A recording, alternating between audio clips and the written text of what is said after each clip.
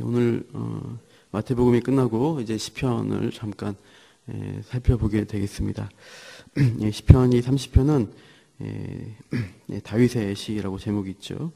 1절부터 5절까지는 어떤 다윗의 간증의 부분이 있고, 그리고 찬양을 고민하는 내용들이 나옵니다. 그리고 6절부터 12절에는 좀 더 자세한 간증의 내용들을 풀어내고 있고, 그리고 마지막 쪽에 보면은 찬양을 맹세하는 그 내용으로 마무리를 합니다.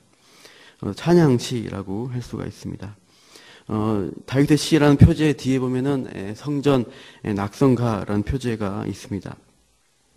이 시편 30편이 성전 낙성식, 성전을 봉헌할 때 부른 노래다라는 그런 제목입니다. 그러나 다윗은 실제로는 성전 건축 준비는 했지만 성전 건축을 시작하지도 않았고 당연히 낙성식을 볼 수가 없었습니다. 그러면 이 시는 낙성식을 위해서 지은 시라고는 할 수가 없어요. 아마 후대 이스라엘 백성들이 성전 낙성식을 할 때 이 시편을 그 낙성가로 채택을 해서 그때 이제 불렀다라고 할 수 있겠어요.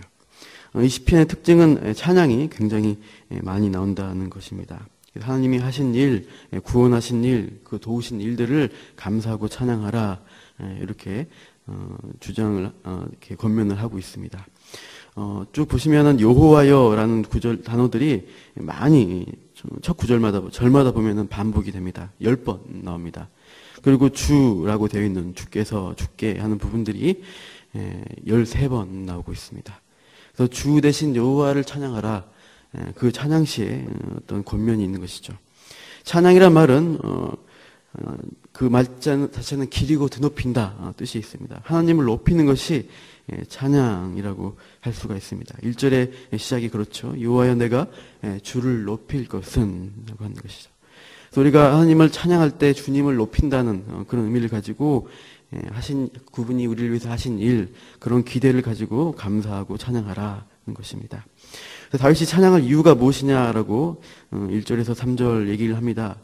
첫 번째로는 1절에서는 주께서 나를 끌어내셨다라고 하고요. 2절에 보시면 나를 마지막에 고치셨다.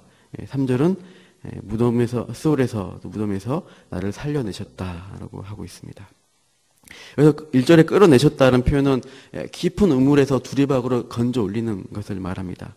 그래서 자기의 힘, 자신의 힘으로 도저히 헤어나올 수 없는 어떤 그 진창에서 끌어내어서 구해주셨다라는 것을 말씀하고 있어요. 그래서 흔히 우리가 바닥을 쳤다라는 얘기를 할 때 아주 밑바닥까지 떨어져서 도저히 스스로 힘으로 나올 수 없는 절망스럽고 포기하고 싶은 그런 상태에 있을 때 하는 말입니다. 그 바닥이 어떤 바닥인가, 이 시편 다윗은 이렇게 3절에 말하고 있어요. 스올, 무덤에서 건져냈다는 거예요. 스올은 죽음의 세계를 가리키는 구약의 표현입니다. 그래서 다윗은 무덤 앞, 죽음 직전의 상황까지 바닥을 쳤다는 것을 말하고 있어요. 그리고 2절에 보니까 고치셨다라는 것으로 보아 죽음에 이를 것 같은 질병과 같은 그런 문제에 부닥쳤을지도 모르겠습니다. 이 시편을 쓴 다윗이 어떤 죽을 것 같은 고통과 어려움에 빠졌는지 정확하게 이제 이 시에서 나타내고 있지 않은데, 우리 6절 이후에 자세히 간증하는 부분들을 보면서 제가 설명을 하고자 합니다. 6절 한번 다 같이 읽어보겠습니다. 6절 시작. 내가 형통할 때 말하기를 영원히 흔들리지 아니하리라 하였도다. 내가 형통할 때 이런 말을 했다는 거예요. 영원히 흔들리지 아니하리라. 나의 형통함, 나의 성공, 내가 잘 나가는 것, 그런 출세가 흔들리지 않을 것이다. 자신만만한 태도가 보입니다. 이때 이 마음의 상태는 어떤 상태일까요? 그의 태도에서 하나님의 자리는 보이지 않습니다. 과거와 현재 형통하게 진행되는 나의 능력, 나의 성취, 그것을 자랑하고 있고 앞으로도 든든하게 진행될 것이다. 그래서 영원히 흔들리지 아니하리라, 이 말 앞에 생략된 단어를 넣는다면은 나라는 단어를 넣을 수가 있어요. 나는 영원히 흔들리지 않는다. 나의 자리, 나의 지위, 나의 성취, 나의 성공은 영원히 흔들리지 않을 것이다. 계속될 것이다. 그런 성취감, 기대감으로 어떻게 보면은 충만해 있는 것입니다. 자신만만해 있습니다. 이렇게 놀라운 업적을 내가 이루다니 난 대단해. 이런 식의 태도입니다. 이렇게 교만의 자랑을 하는 다윗이 있지만 대표적인 또 연결되는 떠오르는 왕이 있습니다. 바벨론 제국의 느부갓네살 왕입니다. 우리 한번 찾아보기 바랍니다. 다니엘서 4장 30절입니다. 한번 다시 시편 오겠지만 우리 다니엘서 4장 30절 한번 보시기 바랍니다.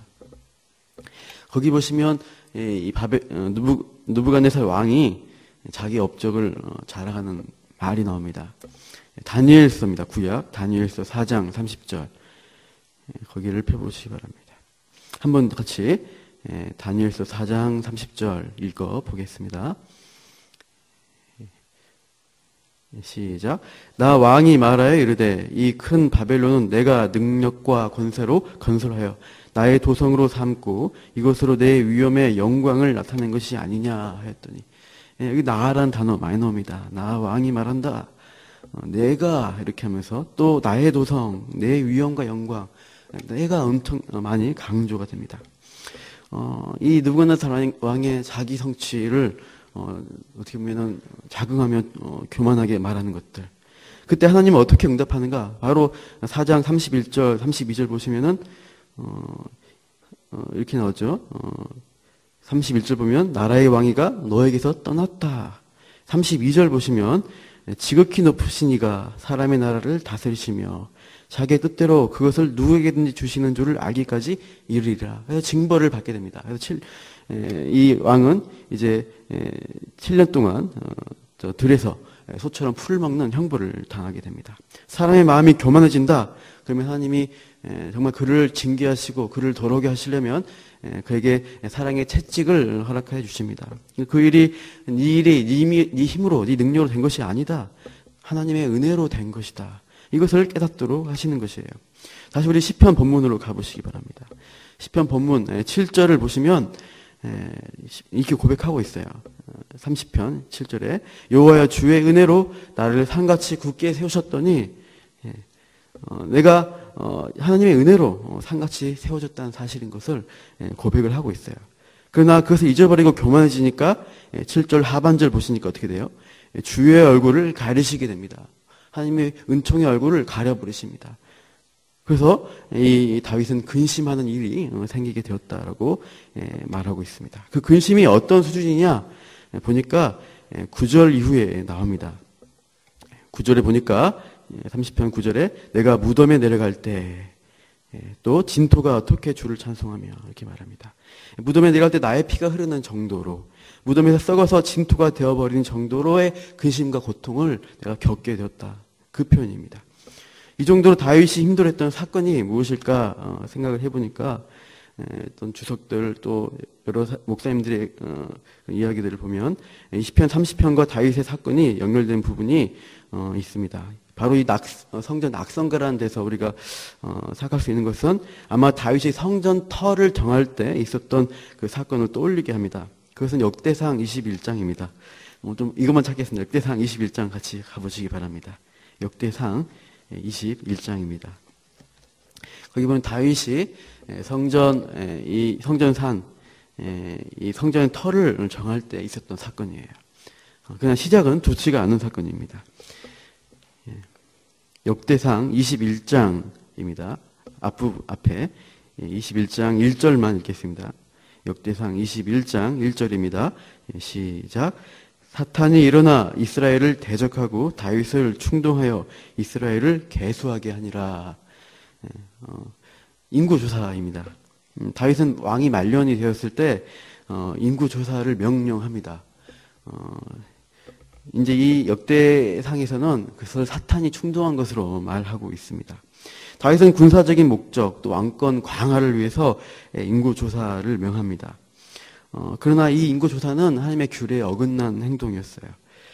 군대 장관 요압을 이제 역대상 21장 이후에 보면 요압을 시켜서 이제 하도록 하는데, 이 합법적인 인구조사에서는 제사장들이 그것을 했어야 합니다. 장군이 할 것이 아니라 인구조사를 할 때, 그리고 제사장이 하면서 그 백성의 속전을 드리면서 인구조사를 해야 되는데, 다윗은 그런 거 없이 그냥 자기의 인구에 또 군사력에 그것만 측정을 하게 했습니다. 그럼으로써 자신의 왕권이 얼마나 강력한가, 군대가 얼마나 강력한가, 자신의 능력을 측정하려고 했던 것이에요. 하나님보다 자신의 세력을 의지한 그의 교만이 나타나는 죄악된 행동이었다. 이것을 말합니다. 그 결과로 역대상 21장 뒤에 보시면 하나님이 세 가지 형벌을 선택하도록 하십니다. 21장 12절을 보시면 우리 이제 역대상 보시는데 3년의 기근이냐 아니면 석 달을 적군에게 피하여 도망다니는 거냐 아니면 사흘 동안 역병이 도는 거냐 전염병이 도는 거냐 그것을 선택하게 하십니다. 그래서 다윗은 3일 동안의 온역을 선택하게 됩니다. 그래서 백성이 정말 많은 7만 명의 백성이 사흘 동안 역병으로 죽게 됩니다. 그러면서 다윗은 이제 점점 많은 백성들이 죽어가는 상황 가운데서 이제 참 엎드려 회개하는 모습을 보게 되는데 우리 역대상 21장 그대로 펴셨죠? 16절 한번 보시기 바랍니다. 21장 16절에 한번 읽어볼까요? 16절, 17절 같이 읽어볼게요. 시작. 다윗이 눈을 들어 보매 여호와의 천사가 천지 사이에 섰고 칼을 빼어 손에 들고 예루살렘 하늘을 향하여 편지라. 다윗이 장로들과 더불어 굵은 배를 입고 얼굴을 땅에 대고 엎드려 하나님께 아뢰되 명령하여 백성을 계수하게 한 자가 내가 아니니까 범죄하고 악을 행한 자는 곧 나이니이다. 이 양떼는 무엇을 행하였나이까? 청하건대 나의 하나님 여호와여 주의 손으로 나와 내 아버지 집을 치시고 주의 백성에게 재앙을 내리지 마옵소서 하니라. 회개의 장면입니다. 특별히 17절 보시면 굵은 배를 입고 나아가서 회개하는데 이 모든 죄는 나 때문입니다. 라고. 내가 잘했다, 내가 잘났다라고 자랑했지만 회개할 때는 이 모든 죄가 나 때문이라고 하나님 앞에 고백합니다. 얼마나 많은 자기에 대한 어떤 고백을 하고 있습니까? 나의 죄, 나의 교만 때문에 백성이 대신 죽게 되었다. 그 현장에서 다윗은 죽을 것 같은 고통과 통증을 느끼면서 이 시편을 쓰지 않았을까 추측을 해보는 것이에요. 참 지도자가 이렇게 자신의 그런 어떤 죄악이나 교만이나 부주의함 때문에 백성이 죽어 나가는 가운데서 참으로 엎드려서 통회하는 것, 그것을 하나님이 보신다는 것입니다. 참 이 나라 가운데도 그런 일들이 있어야 할 것입니다. 우리 다시 시편 본문으로 돌아가 보겠습니다. 8절 9절입니다. 시편 본문으로 가셔서 30편 8절과 9절입니다. 같이 읽겠습니다. 8절에서 9절 시작. 여호와여 내가 주께 부르짖고 여호와께 간구하기를 내가 무덤에 내려갈 때 나의 피가 무슨 유익이 있으리요. 진토가 어떻게 주를 찬송하며 주의 진리를 선포하리이까. 이렇게 다윗은 고백하는 것입니다. 죄로 주의 백성이 심판받아 죽어 없어지면 피 흘리고 그들이 진토가 되어버리면 하나님께 무슨 유익이 있겠습니까? 어떻게 주님을 찬송하겠습니까? 주의 진리가 어떻게 나타나겠습니까? 이렇게 하나님께 은혜를 구하고 있습니다. 이제 주님을 찬양할 수 있도록 은혜를 베풀어 주옵소서. 이렇게 엎드려 회개하며 간구하는 목소리가 10절입니다. 한번 10절 읽겠습니다. 시작. 여호와여 들으시고 내게 은혜를 베푸소서. 여호와여 나를 돕는 자가 되소서. 이렇게 다윗은 하나님께 간구합니다. 은혜를 베푸소서, 저를 도와주소서. 회개하고 엎드릴 때 하나님은 이제 응답을 하시는 게 11절입니다. 다 같이 읽겠습니다. 11절 시작. 주께서 나의 슬픔이 변하여 내게 춤이 되게 하시며 나의 베옷을 벗기고 기쁨으로 띄우셨나이다. 하나님은 다윗의 기도를 들으시고 그 회개하는 또 백성을 위해서 아파하는 그 지도자의 마음을 보시고 그 슬픔이 변하여 춤을 되게 하시고 슬픔과 회개의 베옷을 벗고 기쁨의 띠를 띠고 춤출 수 있도록 하나님이 은혜를 허락하여 주신 것입니다. 그래서 그 오르난 다윗이 엎드린 곳에 바로 회개하러 나아간 그 자리가 오르난의 타작 마당이 되었고 그곳에 하나님의 그 제사가 정말 백성의 죄를 속죄하는 성전이 그 자리가 되었습니다. 성전을 통해서 하나님이 백성을 죄를 용서하시고 회복하시고 구원을 약속해 주시는 것이에요. 그렇게 하나님께서 이 백성들에게 그러한 회복의 기쁨, 은혜의 기쁨들을 주셨다는 것이에요. 그래서 우리가 백성들이 그 성전에서 할 일이 무엇이냐, 그 회복하게 하는 것은 무엇을 위한 것이냐, 바로 12절에 나옵니다. 12절 읽겠습니다. 이는 잠잠하지 아니하고 내 영광으로 주를 찬송하게 하심이니 여호와 나의 하나님이여 내가 주께 영원히 감사하리이다. 잠잠하지 말고 하나님이 나를 통해서 나타내어 주신 이 백성을 통해 나타내어 주신 그 영광으로 주를 찬송하고 감사하라. 그렇게 하나님이 회복하고 그걸 위해서 다시 세워주신다. 이것을 오늘 시편은 보여주고 있습니다. 참 우리가 이렇게 하나님 앞에 엎드려서 회개하며 구하며 나아갈 때 슬픔을 변하여 춤이 되게 해주시옵소서. 그렇게 오늘도 우리가 기도해야 할 것입니다. 우리 거룩한 백성 성도들은 이렇게 해서 이렇게 서로 고민하는 것이죠. 우리 4절 위에 한번 읽겠습니다. 4절 시작. 주의 백성들아 여호와를 찬송하며 그의 거룩함을 기억하며 감사하라. 하나님의 거룩한 백성들이 자비를 입은 자들, 은혜 입은 자들은 하나님을 찬송하고 거룩함을 기억하고 감사하는 것입니다.